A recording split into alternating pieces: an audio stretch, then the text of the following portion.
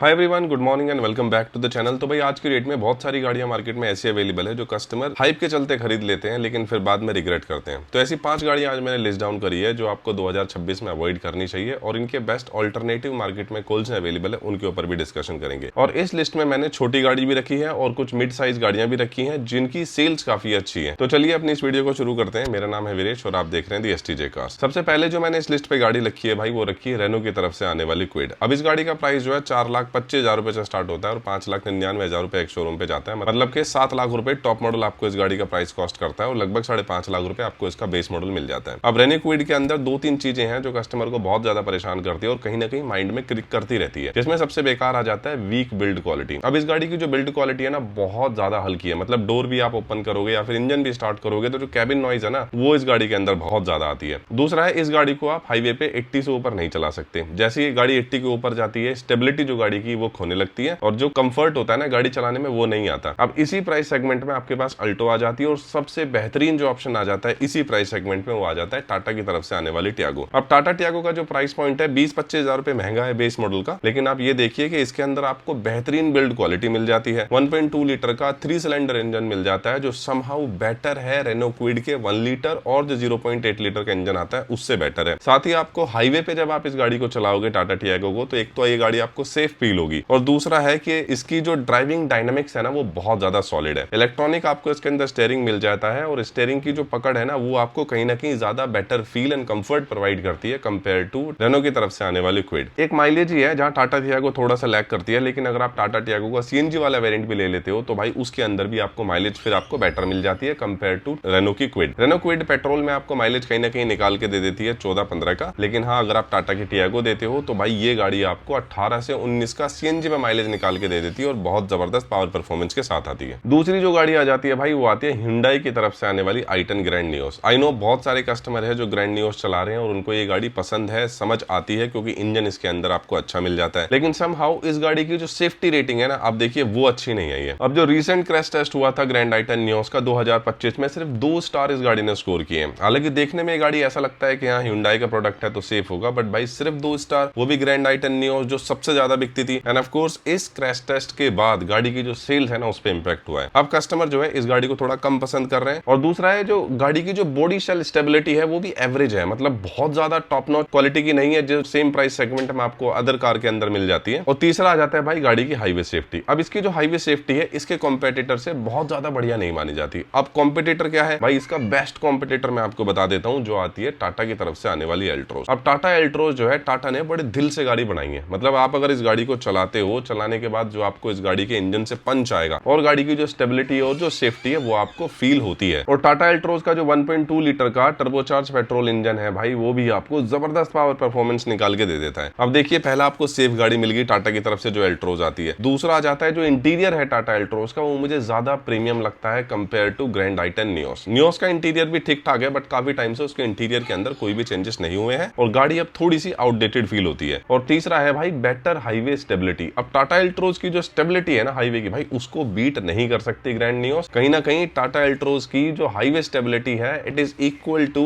i20 की highway stability बहुत जबरदस्त है क्योंकि टायर साइज थोड़ा बढ़ा जाता है, बट ग्रैंड i10 में टायर साइज भी छोटा आता है। दूसरा जो इसका बॉडी शेल स्टेबिलिटी है वो भी थोड़ी सी वीक होती है और तीसरा गाड़ी की सेफ्टी रेटिंग तो थोड़ी कम है ही। इंजन इसके अंदर मैं कहता हूं आपको ठीक मिल जाएगा, लेकिन सिर्फ इंजन से ही कस्टमर को गाड़ी नहीं सिलेक्ट करनी चाहिए और बहुत सारे एस्पेक्ट होते हैं जैसे कि स्ट्रॉन्ग बिल्ड क्वालिटी आ गई, प्रीमियम इंटीरियर्स आ गए, बेटर हाईवे स्टेबिलिटी आ गई, फ्यूल इफिशिएंसी पे ऑफकोर्स टाटा थोड़ा काम कर सकता है, बट अगर फ्यूल इफिशिएंसी को एक पॉइंट के लिए साइड पे रख दिया जाए तो भाई टाटा एल्ट्रोज एक one of the gem car compare to its rival जो ग्रैंड i10 नियोस है। तीसरी जो गाड़ी आ जाती है भाई वो आती है मारुति की तरफ से आने वाली इग्निस। अब देखिए इग्निस आई नो बहुत सारे कस्टमर चला रहे हैं और इग्निस ऐसा कोई बहुत बुरा प्रोडक्ट नहीं है, लेकिन अब इग्निस के अंदर ना चेंज करने की जरूरत है। इग्निस काफी टाइम से सेमी प्लेटफॉर्म पे आ रही है, उसके अंदर कोई फेसलिफ्ट नहीं आया है, अब तो इंटीरियर भी आउटडेटेड लगने लगा है। तो इसी वजह से अगर आप आज की डेट में इग्निस लेने जाते हो तो हो सकता है कि 2 साल बाद या 3 साल बाद जब उस गाड़ी को आप सेल करने चाहो तो उसके वो रीसेल वैल्यू आपको ना मिल पाए। और भाई अगर आप सेल्स नंबर पे भी इग्निस की नजर डालते हो ना तो इतनी ज्यादा फेमस ये गाड़ी अभी नहीं मानी जाती और मार्केट के अंदर जो गाड़ी चल रही होती है ना उसी के प्राइस आपको बेटर मिलते हैं। तो सबसे पहली जो चीज आ जाती है वो आती है इसका ओल्ड प्लेटफॉर्म फील, वही पुराना वाला प्लेटफॉर्म है, कोई चेंज नहीं हुआ है। और दूसरी चीज आती है सेफ्टी एंड जो हाईवे कॉन्फिडेंस है ना वो इसमें एवरेज आता है। मतलब बॉक्सी शेप गाड़ी का डिजाइन है तो जहां ये 90 के बाद 100 टच करने लगती है है तो वहां पे ना इसकी एरोडायनेमिक शेप जो है वो थोड़ी बिगड़ने लगती है और गाड़ी जो है थोड़ा सा अनस्टेबल हो जाती है हाईवे के ऊपर। स्पेशली जब पीछे 2 पैसेंजर बैठे हो, आगे 2 पैसेंजर बैठे हो, तब वहां पे गाड़ी आपको अनस्टेबल फील होती है 100-110 पे जाते जाते। इंजन इसके अंदर बेहतरीन वाला है, जो बलिनो के अंदर 1.2 लीटर इंजन आता है वो बेहतरीन है, और जो इसके कंपेटिटर में बलिनो आती है ना भाई साहब, वो बेहतरीन है अगर आप इसको कंपेयर करते हो मारुति की तरफ से आने वाली इग्निस से। प्राइस पॉइंट देखोगे तो 5,80,000 रुपए इग्निस का एक शोरूम प्राइस है। टॉप मॉडल 8,20,000 रुपए जाता है, और वहीं अगर आप इसमें 50-60,000 रुपए और एक्स्ट्रा डाल देते हो तो भाई आपके पास बलिनो आ जाती है, जो 6,60,000 रुपए एक शोरूम से स्टार्ट हो जाती है। और बलिनो के अंदर जो कंफर्ट है वो आपको इग्निस से बेटर मिलता है, क्योंकि इग्निस एक टॉल बॉय गाड़ी है जिस वजह से हाईवे कॉन्फिडेंस कम होता है और सिटिंग कंफर्ट उतना अच्छा नहीं आता जितना कि ये हैचबैक के अंदर आ जाता है। जैसे कि बलिनो के अंदर क्या चीज पॉजिटिव मिलती है, एक तो बेटर कंफर्ट मिल जाता है, और जो स्टेबल हाईवे परफॉर्मेंस है ना बलिनो के अंदर वो आपको देखने को मिल जाती है। और तीसरा है भाई बलिनो की strong resale value. I know कि जब कोई कस्टमर एक गाड़ी खरीदते हैं तो 4-5 साल गाड़ी को सेल करने का मूड नहीं होता, लेकिन जब गाड़ी थोड़ी ओल्ड फील होने लगती है, हाईवे स्टेबिलिटी गाड़ी की बिगड़ जाती है, ओल्ड प्लेटफॉर्म पे ही गाड़ी चल रही है, तो वहां पे कस्टमर के दिमाग में जरूर ये चीज आती है कि भाई क्यों ना अपग्रेड किया जाए और एक ऐसी गाड़ी ली जाए जो मार्केट में चल भी रही है, देखने में भी अच्छी लगती है और जिसकी रीसेल भी बेटर है। तो यहाँ पे आपको बलिनो जो है वो एक बेटर चॉइस मिलेगी अगर आप कंपेयर करते हो मारुति सुजुकी इग्निस से। चौथी जो गाड़ी आ जाती है भाई वो आती है महिंद्रा की तरफ से। आई नो बहुत सारे कस्टमर यहाँ पे गाली देने वाले हैं, लेकिन मेरे हिसाब से जो महिंद्रा की स्कॉर्पियो क्लासिक है ना, ये गाड़ी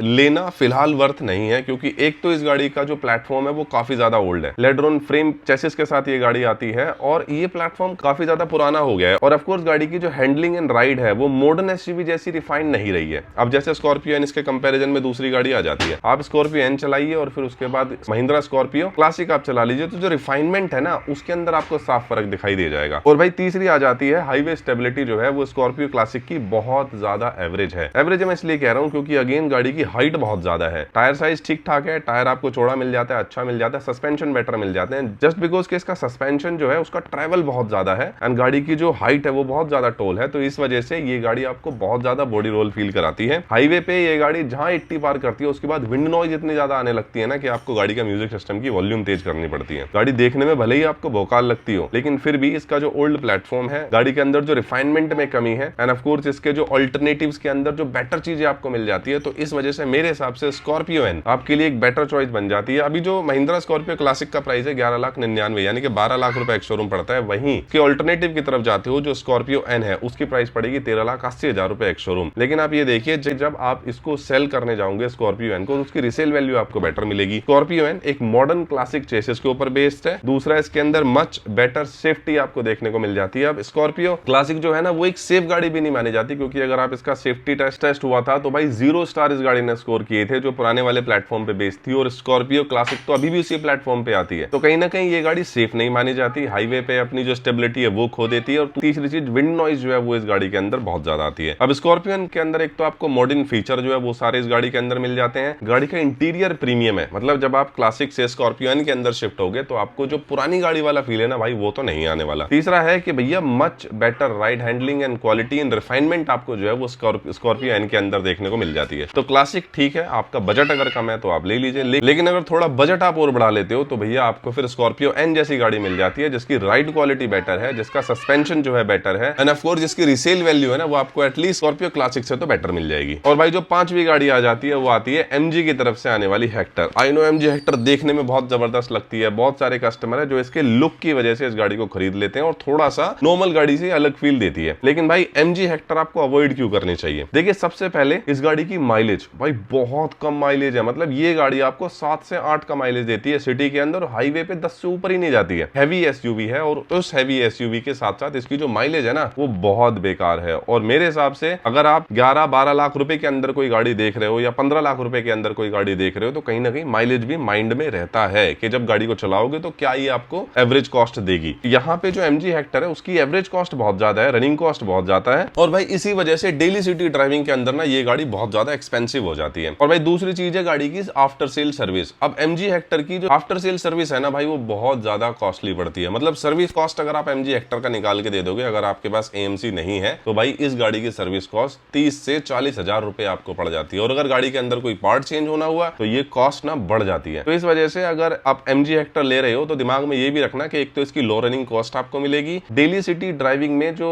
आपको कॉस्ट पड़ेगी वो एक्सपेंसिव पड़ेगी, और ऑफ कोर्स अगर गाड़ी की रीसेल वैल्यू भी आप देखते हो तो एमजी हेक्टर की कम मिलती है कंपेयर टू इट्स राइवल। अभी MG हेक्टर का जो प्राइस है वो 12 लाख रुपए एक शोरूम से स्टार्ट हो जाता है, लेकिन इसके कंपैरिजन में जो बेस्ट गाड़ी आपको मिल जाएगी वो मिलती है Hyundai की तरफ से आने वाली क्रेटा। अब भाई क्रेटा देखिए जानी मानी गाड़ी है, इंजन इसके अंदर आपको ऑप्शन काफी ज्यादा मिल जाते हैं, और ये मैं बेटर इसलिए बता रहा हूँ, एटलीस्ट क्रेटा का रीसेल बहुत जबरदस्त है, एटलीस्ट क्रेटा की माइलेज जो है वो बहुत जबरदस्त है, और एटलीस्ट भाई क्रेटा का जो इंटीरियर है ना वो प्रीमियम है, क्लासिक इंटीरियर आपको लगता है, और रोड पे चलती हुई गाड़ी अलग दिखती है कि हाँ भाई क्रेटा जा रही है। MG हेक्टर भी ठीक है, बट वही चीज है कि MG हेक्टर अगर आप लेते हो तो आपका जो पॉकेट है ना वो हैवी होना चाहिए। तो भाई ये 5 गाड़ियां हैं जो आपको 2026 में अवॉइड करनी चाहिए। ऑल्टरनेटिव्स मैंने इसके अंदर आपको बता दी हैं। अगर अभी भी आपको कोई क्वेश्चन है आप मुझे मैसेज कर सकते हो, नंबर मैंने नीचे छोड़ दिया है, only for WhatsApp. End of course car लेने से पहले ये 4 चीजें जरूर चेक कर लेना। सबसे पहले गाड़ी की सेफ्टी रेटिंग जो इंडियन रोड के हिसाब से बहुत ज्यादा जबरदस्त है। दूसरा आ जाता है हाईवे स्टेबिलिटी, अगर आप लॉन्ग रूट बहुत ज्यादा करते हो तो हाईवे स्टेबिलिटी मस्ट है। आप हाई स्पीड पे भी चलाते हो तो गाड़ी स्टेबल होनी चाहिए। तीसरा आ जाता है माइलेज एंड मेंटेनेंस कॉस्ट, गाड़ी की माइलेज जो है वो एटलीस्ट बेटर होनी चाहिए, 12 से 13 की माइलेज आपको सिटी में मिल जानी चाहिए, और जो मेंटेनेंस कॉस्ट है किसी भी गाड़ी की वो अंडर कंट्रोल होनी चाहिए। और भाई चौथा सबसे बड़ा पॉइंट आता है रीसेल वैल्यू। कोई भी गाड़ी कस्टमर 5 या 7 साल से ज्यादा नहीं रखता, उसके बाद गाड़ी को सेल आउट करते हैं, और वहां पे ऐसा ना हो कि अगर आपने 15 लाख की गाड़ी ली है तो वो आपकी 4-5 लाख रुपए की जा रही है, राइट। तो इसी को मद्देनजर रखते हुए ये वीडियो मैंने बनाई थी।